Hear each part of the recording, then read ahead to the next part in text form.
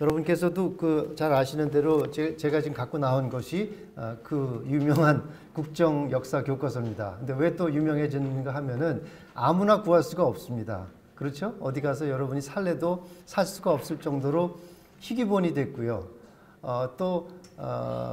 이제 지금은 더 어떤 상태까지 왔냐면 이 책을 폐기시켜야 된다라는 그 적폐청산이라고 하는 요즘에 그 시대 상황의 대상이 되고 있습니다. 그래서 저희도 한 달쯤 됐나요?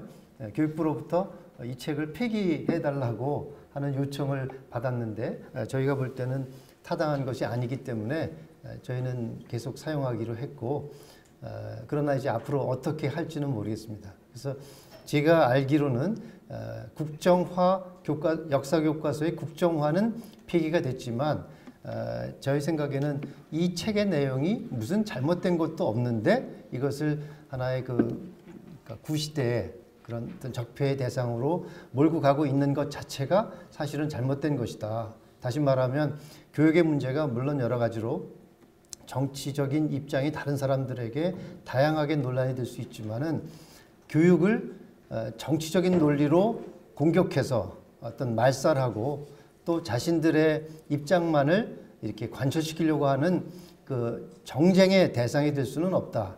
그렇게 돼서야 되겠는가 하는 얘기를 드리고요. 또 그러다 보니까 사실은 많은 학교들이 이 문제에 대해서 좀 더 솔직하고 또 뭐라 그럴까요? 좀 아무런 간섭이 없이 교육적인 차원에서 이 문제를 결정할 수 있어야 되는데 이것도 또 제가 볼 때는 하나의 오해에서 비롯된 것이라고 생각하는데 교육의 정치적인 중립이라는 것을 너무 과도하게 오해하고 있거나 아니면 또 그것을 핑계로 삼아서 이 정치 오염에 또 정치적인 정쟁과 공격의 대상이 되는 이 잘못된 현상을 바로잡기 위해서는 적절하게 또 대응하고 또 경우에 따라서는 좀 이 싸움을 해야 되는데 그렇지 못하는 그런 상황에 대해서도 제 나름대로의 의견을 말씀드리고자 합니다.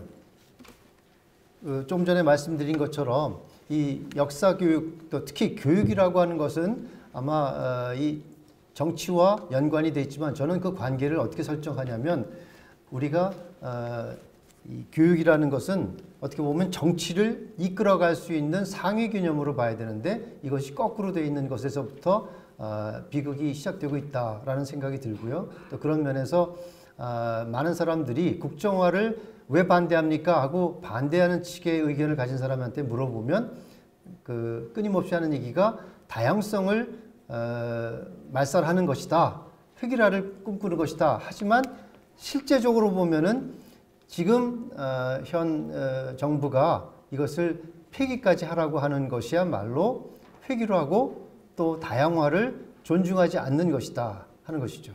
그리고 또 하나의 아쉬운 점은 많은 분들이 이 책의 내용을 제대로 알지 못하면서 찬성하고 반대하고 그래서 흔히들 우리 그 속담에 남대문을 안 본 사람이 논쟁하면 이긴다는 것처럼 그만큼 우리가 치열하게 여기에 대해서 논쟁하는 것은 좋은데 내용이 없이 겉으로만 얘기하고 또 뭔가 이거를 하게 되면 정쟁에 자기도 이제 끼어드는 것처럼 부담스러워하는 그런 현상들에 대해서 저는 좀 약간 우리가 이해를 바로 할 필요가 있다고 생각을 합니다. 그러면 한마디로 제가 생각할 때 이 역사 교과서 물론 이제 국정화 이전부터 사실은 시작이 됐습니다. 저희 학교 경우를 따져보면 한 4년 전에 교학사 교과서가 이제 어떻게 보면 국정교과서를 만들기 전에 하나의 균형 잡힌 역사 교육, 다시 말하면 편향되어 있고 정치 오염의 극치를 보이고 있는 그런 검정 교과서에 역사 교과서의 문제를 하기 위해서 교학사 교과서가 채택이 됐습니다. 그리고 거기서 시작된 논쟁이 국정화라고 하는 것까지 갔고 거기서 이제 상당히 좀 어떻게 보면은 엉뚱한 결과를 낳고 있는 것이 아닌가 생각을 합니다. 그런데 그게 국정이 됐던 또 아니면 교학사 교과서가 됐든 역사 교과서에 뭐가 문제냐 그러면 저는 간단히 늘 말하면 이승만 대통령의 그 건국 정신, 대한민국을 만든 그 정신과 박정희 대통령이 이룬 경제 기적이라든가 공산주의에 대응하는 반공 정신을 여기서 훼손하고 또 이것을 배우지 못하도록 하는 것이 아닌가 하는 생각이 듭니다. 또 그것의 뿌리에 보면은 자유라는 이념이 더 우리에게는 새로운 대한민국을 만든 것인데 이것보다는 민족을 더 앞세워서 우리끼리, 우리 민족끼리 하는 그런 뭔가 감정적인 그런 것에 호소하는 그런 세력들 또 그런 것을 이용하는 그 측에 의해서 이것이 굉장히 그 논란이 될 것이 아닌데 논란이 되어가는 것이 있는 것이 아닌가 생각을 합니다. 또 그러한 과정에서 볼 때 제가 겪은 것을 보면 아직도 우리나라가 자유민주주의의 정신을 제대로 배우지 못하고 있다는 것을 느끼게 되고 있습니다. 그리고 또 최근에 들어서는 이제 좌파들이 이 정치적인 권력 시스템을 장악한 데 이어서 이것만 가지고는 유지될 수 없기 때문에 이것을 사람까지 완전히 바꿀 수 있는 교육 현장에 자신들의 뜻을 관철시키기 위한 것이다. 그래서 논란은 어떻게 보면 교육적인 논란이라기보다는 그 교육을 둘러싸고 있는 우리 사회가 지금 겪고 있는 정치적인 문제에 이것이 연루가 되어 있고 또 학교 교육 현장에서는 아까 말씀드린 대로 이것은 정치인들의 문제이기 때문에 우리는 여기에 대해서는 그저 묵묵히 하는 것이 교육자로서 맞는 것이다라고 저는 잘못 생각하고 있다고 생각을 합니다. 한 예로 좀 전에 말씀드린 것처럼 아마 제일 많이 이 국정화라든가 교학사 교과서 같은 것에 대해서 반대하는 사람들의 속마음에는 무엇이 있는가 하면은 이승만 대통령, 다시 말하면 대한민국의 건국의 아버지라고 할 수 있고 또 대한민국의 정신적인 그 토대를 만든 그런 이승만 대통령에 대해서 평가하는 것인데 한마디로 말하면 한국을 제외하고 이승만을 아는 뭐 가장 또 많이 알 수 있다고 하는 미국 같은 데서는 존경하는 인물로 될 정도로 돼 있는데 한국에서는 아시다시피 이승만은 그 예를 들어서 그 독재 또 부정선거 뭐 이런 것으로 되어 있고 또 저도 사실은 생각해 보니까 이승만 대통령에 대해서 어느 정도의 얘기는 들었지만 역사 시간에 진정한 이승만 대통령의 업적이라든가 또 이승만 대통령이 추구했던 새로운 국가 건설의 이념이라든가 이런 것에 대해서는 알지 못했다 생각합니다. 여기서 보시듯이 그 오른쪽에 사진이 그 유명한 맥어더 장군과 이승만 대통령이 있는데 제가 이제 이것을 가지고 설명을 드리고 싶은 것은 여러분은 이제 우리는 맥어더 장군에 대해서 굉장히 아주 높게 또 그렇게 평가하고 있는데 미국 내에서도 물론 상당히 훌륭하신 분이고 또 하지만은 많은 분들이 이 맥어더에 대해서도 여러 가지 좀 그 뭐라 그럴까 인색한 평가를 하는 게 있습니다. 그 중에 하나가 뭐냐면 너무 잘난 척을 하고 너무 혼자 똑똑한 척하고 고집 세고 또 그래서 뭐 대통령과도 마찰을 빚을 정도로 그래서 결국은 나중에 해임을 당하는 정도로까지 아주 괴팍하고 또 굉장히 어떻게 보면은 좀 문제도 있는 그런 그 사람이라고 알려졌는데 그 프란체스카 여사의 그 비방록이라든가 이런 걸 보더라도 이승만 대통령 앞에서는 물론 나이는 이승만 대통령이 한 3살 정도 위라고 하지만 미국 사람들이 무슨 나이가 많다고 존경하고 그런 차원이 아닙니다. 그런데도 불구하고 이 그래도 정말 내노라 하는 맥어더 장군이 이승만 앞에서는 꾸벅 죽을 정도로 정말 우리말로 하면 형님 하면서 따라가고 또 많은 맥어더 이외에 미국의 어떤 장성들이라든가 정치인들이 이승만 대통령 앞에서는 정말 그 학식과 여러 가지 그 안목이라든가 이런 것에 대해서 존경을 표하고 또 상당히 많이 배우고 또 그런 것을 얘기하고 있습니다. 그것만 보더라도 우리가 얼마만큼 이승만에 대해서 잘못 알고 있고 알지 못하는 것이 많은가 이런 것을 볼 때 우리의 역사 왜곡이 어느 정도인지를 알 수 있습니다. 그리고 뭐 이인호 그 지금 KBS 이사장님이 한 것처럼 사실은 그 이승만 대통령에 대한 것을 볼 때 독재자라는 말을 하지만 이분의 말처럼 어떻게 보면 이승만 대통령이 만들어 놓은 자유민주주의의 어떤 그것 그것 때문에 사실은 그것에 그 뭐랄까 공격을 당하는 어떤 아이러니컬한 경우가 있고 또 이런 경우는 자기 자신의 그 성공 때문에 본인에게는 실패가 되는 일들이 많은데 박정희 대통령의 경우에도 이러한 풍요라든가 경제적인 기적을 만들었는데 그것의 결과로서 또 어떻게 보면 자기가 공격을 당하게 되는 어떤 그러한 성공 속에서 자신에게는 또 실패 요인이 되게 되는 그런 것이었다고 생각을 합니다. 그런 면에서 볼 때 이승만 대통령을 독재자라고 말하는 것은 굉장히 아주 편협하고 왜곡된 것이다. 저는 그렇게 생각을 합니다. 그런 면에서 그 며칠 전에 이 여러 가지 논란이 됐던 것 중에 하나가 여러분도 아다시피 탄생 100주년을 두고 아마 상암동에 박정희 기념관을 만들고 동상을 여기에 세우려고 하는데 이것을 둘러싸고 상당히 많은 마찰이 있어서 결국 세우지도 못한 그런 것이 있었습니다. 그런 것을 볼 때 참으로 우리 사회가 얼마나 야만적인 사회로 변해가고 있고 정말 다양성을 존중하는 것이 아니라 말살하고 자신의 뜻에 맞지 않으면 정말 그 청산의 대상이 되는 그런 식으로 몰고 가고 있는 것은 참으로 안타까운 현상이라고 생각합니다.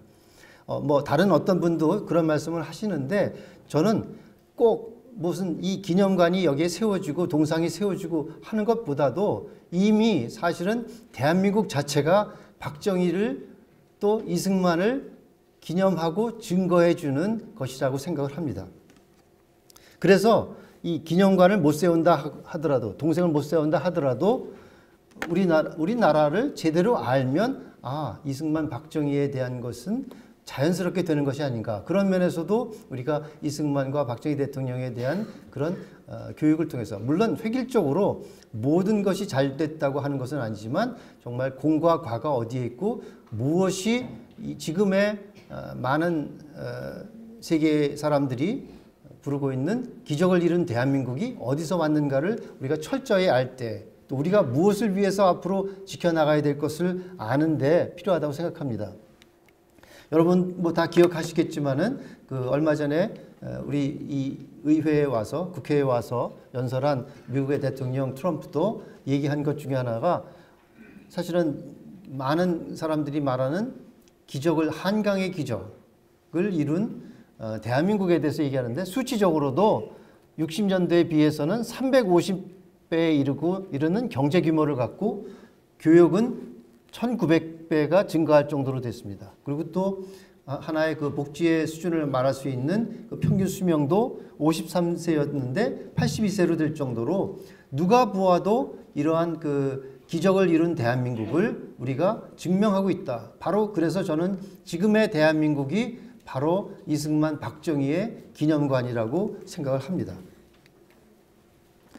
그렇다면은 제가 조금 전에 말씀드린 것처럼 이 그 역사 교육 논쟁에 있어서 어떤 또 키워드 중에 하나가 무엇이냐면 이념이 이런 자유민주주의라는 이념과 또 민족을 앞세워야 된다라는 그런 어떤 세력과의 싸움이라고 할 수 있습니다. 그런 면에서 볼 때 이승만의 옥중에서 썼던 그 독립정신은 이 통상을 하는 그런 통상의 중요성을 얘기했고 신학문을 배워서 좀 더 개방적이고 진실을 외교의 기반으로 삼고 또 자유를 목숨처럼 여기면서 살아가야 된다라는 자유민주주의의 이념에 의해서 새로운 나라를 만든 것이고 그것이 지금의 결과를 낳은 것이라고 생각을 합니다. 그런데 제가 한 가지 안타까운 것은 왜 그럼 우리가 이렇게 이러한 그 대한민국을 제대로 배우는 일에 실패하고 또 그것에 대해서 폄훼하려고 하는 세력에 대해서 바로 대응하지 못하는 것에는 우리가 조금 전에 말씀드린 것처럼 이러한 이념에 대해서 제대로 계승하지 못했다 생각을 합니다. 제가 이 국정교과서라든가 바른 교육을 하는 데 있어서의 두 핵심 인물을 이승만과 박정희로 잡았습니다. 그러나 안타깝게도 박정희 대통령은 이러한 그 대한민국을 만든 기적을 만든 것의 한 축에는 성공을 했습니다. 그게 바로 경제 기적을 이루는 데는 성공을 했지만 한편으로는 그런 자유민주주의라든가 또 이러한 그 새로운 대한민국을 만드는 데 따르는 이념을 갖다가 계승하고 교육하고 하는 데는 저는 부족하거나 실패했기 때문에 그것이 지금껏 내려오면서 우파 정부라고 하는 데 있어서도 실제로는 이런 자유민주주의에 대해서 투철하게 이것을 배우고 가리키고 하는 데에는 좀 부족한 것이 아닌가 생각합니다. 아마 그 연배가 있으신 분들은 다 기억하겠지만은 박정희 대통령 시절에 국민교육 헌장의 전문을 보면 우리는 민족중흥의 역사적 사명을 띠고 났다 하는 것을 내세우면서 여기서도 사실은 우리가 자유민주주의 이념이라는 것을 대한민국의 근본이라는 것으로 보기보다는 민족적인 측면으로 봤고 또 그런 것들은 우파 대통령이라고 할 수 있는 김영삼 정부라든가 여기서도 마찬가지로 취임사에서도 민족을 우선하고 자유민주주의에 대해서는 그저 자유라는 것을 그런 방종과 어떤 그런 것으로 했지 정말 그 이승만 대통령의 자유민주주의에 대해서는 교육하는데 실패하고 그것을 지켜나가는데 우리가 부족했기 때문에 이러한 현상이 일어난 것이 아닌가 저는 그런 생각을 합니다. 그래서 저희는 이제 그러한 면에 바로잡기 위한 움직임이 4년 전부터 있었다는 것을 여러분이 아마 잘 기억하실 텐데요. 그래서 국정교과서가 나오기 전에 교학사 교과서를 저희가 복수 채택해서 이러한 것을 균형 잡힌 교육을 하겠다라는 것을 시작하고 지금까지 해오고 있습니다. 근데 뭐 기억하시는 분들도 있겠지만은 저희가 그 교학사 교과서를 채택하는 과정에서 엄청난 외부 세력의 정치적인 그 압력과 정말 야만적인 그러한 것들을 겪었습니다. 저희가 그것을 복수로 만든 것은 물론 어느 학교는 그 교학사 교과서만을 단독으로 했기 때문에 우리 학교는 사실은 채택한 게 아니다라고 주장하는 분도 있습니다. 또 실제로 그 당시에 박근혜 정부에서 교육부 장관을 하던 서남수 교육부 장관은 그 언론 인터뷰를 통해서 우리처럼 복수 채택을 하고 그런 학교는 채택한 것으로 볼 수 없다. 그게 무슨 뜻으로 얘기를 했는지는 모르지만 그런 식으로까지 돼 있었습니다.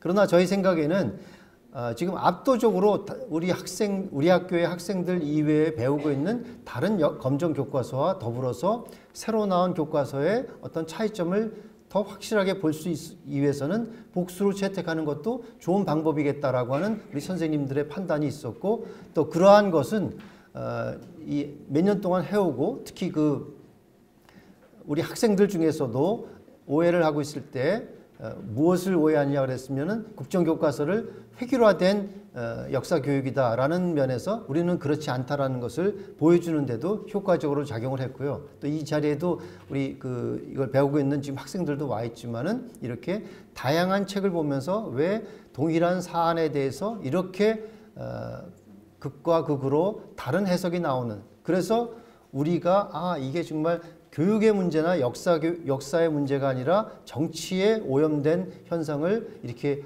하는 것을 굉장히 체험할 수 있다는 면에서 저희는 효과를 보고 있는 것이 아닌가 생각을 합니다.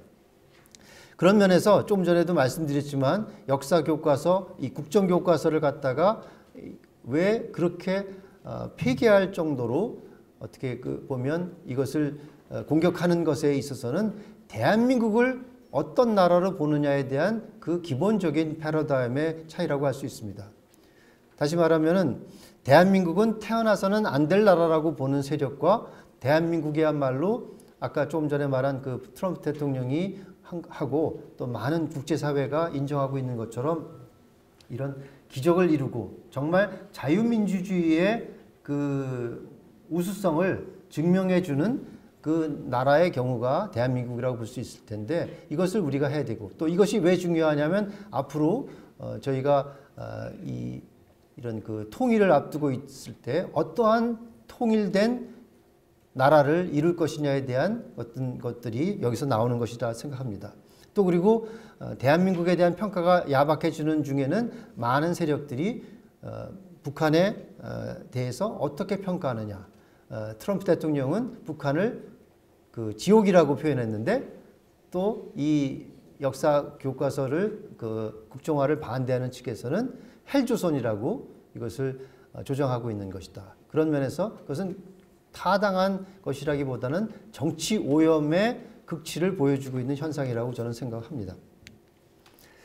그래서 아까 말씀드린 대로 교학서 교과서를 채택한 곳은 두 곳이고 국정역사 교과서를 채택한 곳도 두 곳입니다. 지금 오늘 오신 그 문병고등학교하고 저희는데 아시다시피 저희는 이 서울시 교육청이 이런 그 연구학교 신청 자체를 막았기 때문에 이것을 교과서로 채택은 못했습니다. 그러나 저희가 요청을 해서 이렇게 만들어 놓은 책을 우리가 참고용 도서로라도 받아서 다 가르치겠다 하는 것을 그 교육부가 받아들여서 저희가 전 학년이 전 그 대상 학생들 그래서 180권을 받아가지고 저희는 형태는 참고 도서지만 실제로 근현대사를 배우는 데 있어서는 교과서로서 쓰고 있습니다. 그런데 이제 최근에 들어서는 이것을 폐기하라는 요구까지 받고 있습니다. 그렇듯이 또 이 국정교과서에 대한 공격을 하고 또 교학서 교과서를 할 때마다 나오는 그 자주 듣는 것이 친일파라는 말을 많이 합니다. 이 사람들이 우리나라는 유독 그 일본에 대한 어떤 것들이 굉장히 정치적으로 잘 먹혀 들어가고 있습니다. 사실 그게 저는 문제도 많다고 생각하는데 어찌됐든 그런 친일이라는 덫을 씌우기를 좋아합니다. 그런 면에서 이 역사상 우리나라 아마 대한민국 교육 역사상 이런 일은 없었는데 친일 인명사전을 서울시의 경우에는 강제 구매하도록 책을 사가지고 강제로 배포한 것도 아니고 돈을 30만 원씩 나눠주고 이것을 꼭 사야 된다라고 할 정도로 하면서 어떻게 보면 그 편향되어 있는 그런 그 좌경화되어 있는 그런 단체에서 만든 그 객관적이지도 못한 이런 친일 인명사전을 그 보급하고 하려고 하는 어떤 그런 어처구니 없는 일들도 있었는데 이것도 사실은 아쉽게도 한 5곳을 제외하고는 처음에는 한 2, 3곳 정도가 이것에 대해서 반대하다가 여러 가지 압력에 의해서 마지막으로는 5곳밖에 남지 않았다. 그런데 대상이 되는 학교는 상당히 많은 학교였는데 됐다고 본다면 이것이야말로 정말 뭐라 그럴까요? 정치 오염에 찌들고 있는 대한민국 교육의 현 주소를 말해주는 것이라고 생각합니다.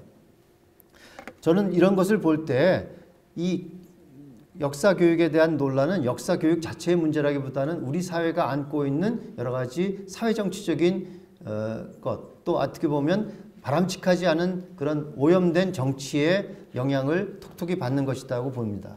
그리고 그것 중에 하나는 지금 그리고 또 왜 이런 것들이 이렇게 불합리한 일들이 허용되고 있을까 하는 것을 볼 때 저는 한마디로 우리나라 아까 말씀드린 대로 경제적으로 기적을 이룬 나라인데 거기에 걸맞는 그 철학이라든가 그 역사의식이라든가 이런 것에 대해서는 우리가 실패했기 때문에 경제적인 풍요에 어떻게 보면 경제적인 풍요가 우리의 어떤 그 어떻게 보면 뭐 숭배의 대상처럼 뭐 사실은 그 박정희 대통령만 해도 경제는 나의 종교다 할 정도로 경제 개발에 앞장서고 우리나라가 온 힘을 기울여 왔는데 물론 그것 때문에 우리가 많은 혜택을 보고 선진 국민으로서 발돋움했지만 그 속에 들어있는 철학적인 빈곤이라든가 이런 그 국민정신의 해이라든가 반공의식의 퇴보라든가 하는 것들은 다 역사교육을 우리가 제대로 계승하지 못한 것이 아닌가 생각합니다. 그래서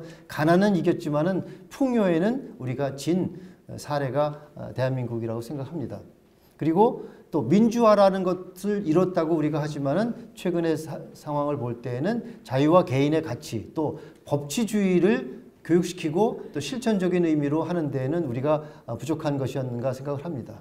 그래서 늘 제가 생각하는 것은 교육의 목적은 그저 지식에 있는 것이 아니라 정말 이것을 갖다 실천해낼 수 있는 행동을 할 수 있을 때까지 가리키는데 그것은 결국은 철학적으로 얼마만큼 이것을 소화해내느냐 또 그것대로 살아갈 정의감이라든가 용기를 우리가 가리켰어야 되는데 그런 것을 못하고 또 이기적인 그리고 또 자기 희생적인 애국 운동을 하는 데 있어서는 우리가 실패한 것이 아닌가 생각을 합니다. 그런 면에서 이제 그런 것을 시정하기 위해서 많은 노력을 하다 보면 학교에 계신 분들은 이건 정치 문제인데 우리가 끼어들어서 맞대응하고 하는 것은 바람직하지도 않고 우리가 할 수 없는 거 아니냐 이런 식의 자포자기식으로 하는데 제가 생각할 때 정치라고 하는 것은 좀 더 광범위한 것이라고 생각합니다. 이런 모든 것을 하지 말라고 하는 것이 이런 그 정치적인 중립성이라는 것을 저는 동의하지 않습니다. 그런 면에서 보다 더 우리가 이 교육이 이렇게 정치에 영향을 받고 한다면 그것이 수평적인 관계가 아니라 교육을 통해서 이 오염되고 잘못되어 있는 정치를 이끌어 나가고 또 보다 광범위한 분야의 정치에 있어서 우리가 이것을 이렇게 방관할 수만은 없다라는 생각합니다. 아시는 대로 헌법 31조에 교육의 정치적인 중립이 쓰여 있는데 이것을 어떻게 해석하느냐에 대한 것은 굉장히 다양할 수 있다고 생각합니다. 그런데 저는 요즘에 이 역사 교과서만을 둘러싸고 볼 때에는 어떤 면에서 보면은 부정한 어떤 부당한 간섭이라든가 불의에 가까울 정도의 잘못된 현상에 대해서 침묵을 해야 된다라는 것은 중립이 아니라고 생각합니다. 중립이라고 하는 조항을 그저 이용해서 자신들의 어떤 뭐라고 그럴까요? 이기적인 거라든가 이런 것을 하는 것이 아닌가 하고 저는 교육계에 얘기를 하고 싶습니다. 그래서 여러 사람들이 한 자료들을 제가 조금 하다 보니까 교사의 정치적인 발언이라든가 정치적인 활동은 어디까지인가 한마디로 말한다면 전혀 정치적인 이슈나 정치적인 상황에 대해서 언급하지 않는 것이 아니라 이것에 대해서 학교가 편향성을 배제한 어떤 노력을 한다면 적극적으로 하는 것이 맞다라는 것을 많은 사람들이 이야기하고 있고 저도 동감을 하는 거라고 생각합니다. 그러나 한편에서는 아무리 다양성이라든가 이런 걸 말한다 하더라도 지금 정치적인 오염은 어느 정도까지 갔냐면 대한민국의 정체성 자체를 완전히 근본적으로 다르게 보는 데까지 있다면 이것은 또 다양성이라는 이름으로 허용돼서는 안 되는 것이고 또 그러한 측면에서 국정역사교과서가 가지고 있는 한계도 있겠지만은 오죽하면 이렇게까지라도 할 수밖에 없었는가 뭔가 이런 면에서 우리가 생각해 볼 수 있다고 생각합니다.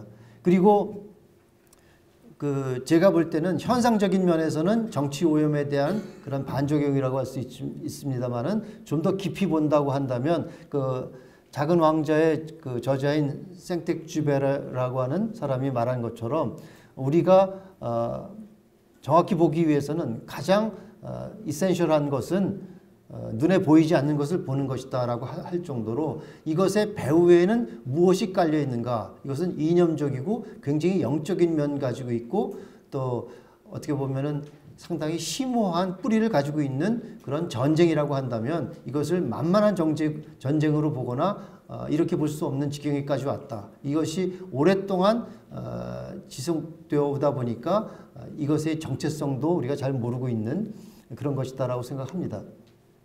그런 면에서 그럼 이 정치 오염에 대해서 우리가 어떻게 대처해 나가는 것이 맞는가 했을 때는 한마디로 교사들의 의식개혁이 일어나야 된다. 이것이 정치적인 부당한 간섭이라고 한다면 이것에 대해서 당당하게 맞서고 이것을 이렇게 정상화시키고 하는 데에 좀 있어야 되겠다라는 생각합니다. 그리고 한편에서는 저는 이런 어떤 그런 구체적인 방법이 무엇일까 생각하는 중에는 대기업 면접이라든가 주요 대학 같은 데 면접 시에 근현대사에 대해서 균형 잡힌 역사 교육을 받았는지에 대한 어떤 질문 같은 것들을 한다면 굉장히 효과적으로 그것을 할 수도 있지 않겠는가 하는 씁쓸한 생각도 해보고 있습니다. 그런 면에서 하여튼 이 역사 교육의 논쟁은 단순히 교육적인 논쟁이 아니라 교육에 대한 정치적인 간섭과 부당한 오염 행위를 우리가 어떻게 막아내는 것인가 하는 것을 우리가 생각한다면 좀 더 교사들도 이러한 것에 대해서 적극적으로 나서고 학교장이라든가 또 여러 학교의 관계자 또 특히 학부모님들의 이런 노력들이 있어야 되겠다 생각합니다.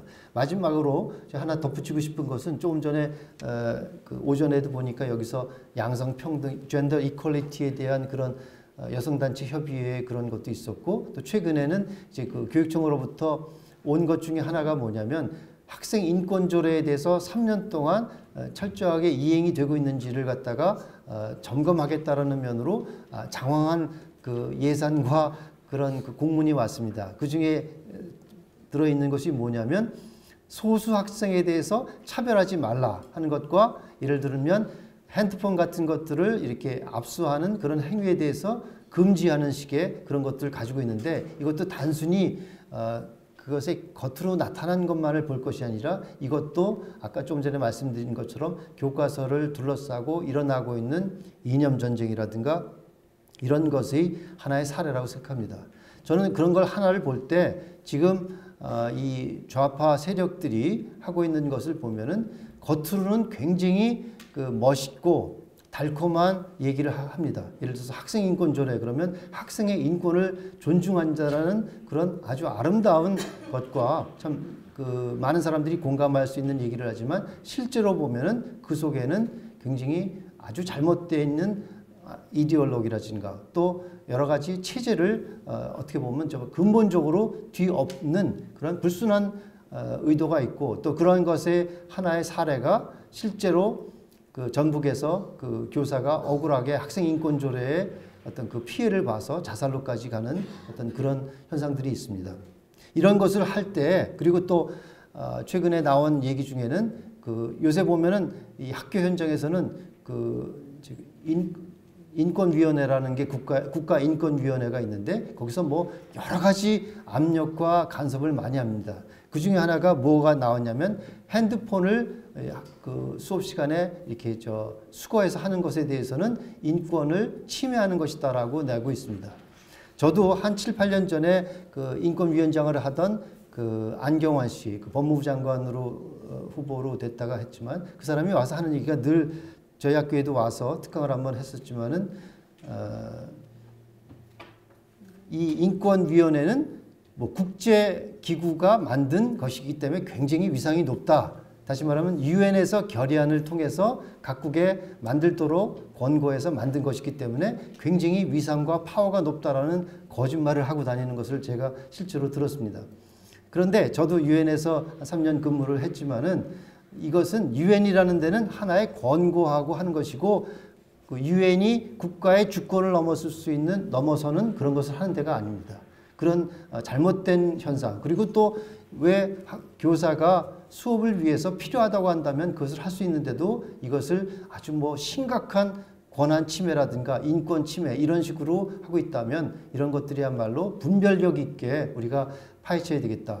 그런 면에서 저는 이 교과서 논쟁이 지금 서서히 이거는 자기네들이 볼 때는 어떻게 보면 자기네들이 성공했다고 보고 제2라운드로 학생인권조례라든가 이런 것을 가는데 이것도 똑같은 잘못된 정치 오염을 무감각하게 무분별하게 교육 현장이 받아들인다면 역사 교육에서 나타났던 문제만큼이나 이것도 심각한 문제를 한다고 했을 때 바른 교육을 하는 이런 학부모 단체에서 많은 관심과 또 공부를 해나가면서 적극적으로 대처하고 또 교사들 사이에서도 올바르게 판단하고 할 수 있는 능력을 갖추는 것이 좋다고 생각합니다. 제가 시간이 많이 갔기 때문에 여기서 마치고 나중에 질문 있으면 받도록 하겠습니다.